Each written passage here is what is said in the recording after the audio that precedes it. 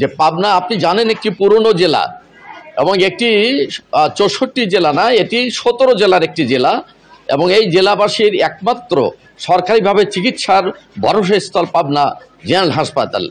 এখানে 2008 সালে medical college স্থাপন করা হলেও এখন পর্যন্ত হাসপাতালের কার্যক্রম শুরু হয়নি।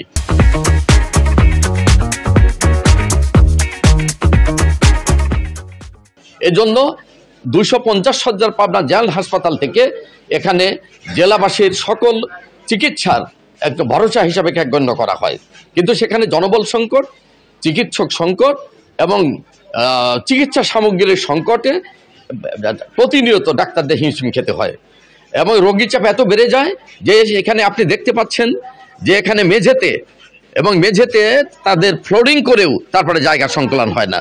তো আমাদের এখানে আছেন পাবনা জেনারেল হাসপাতালের সহকারী পরিচালক ডাক্তার রফিকুল হাসান।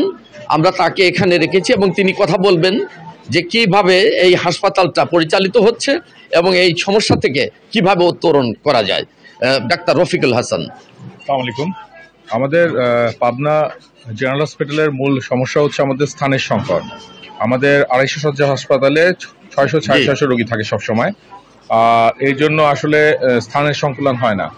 তাছাড়া আমাদের ডাক্তারদের বেশ কিছু গুরুত্বপূর্ণ পদ ফাঁকা রয়েছে, যেমন সিনিয়র কনসালটেন্টের পদগুলো প্রায় সবই ফাঁকা।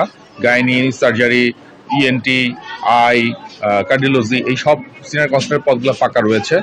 আর মূলত চিকিৎসা সামগ্রীর ব্যাপারে যে আমাদের 250 শয্যা হাসপাতালে যেহেতু রোগী বেশি থাকে, আমরা সেই 250 শয্যার যে বরাদ্দ সেটা দিয়ে আসলে আমরা 650 রোগীর সেবা দিতে হিমশিম খাই সবসময়। তো প্রিয়াঙ্কা, যেটি শুনছিলেন যে 250 শয্যার হাসপাতালের যে রোগীদের জন্য যে ব্যবস্থা সেটি দিয়ে 500-600 রোগীর ব্যবস্থা করা হয় প্রতিদিন।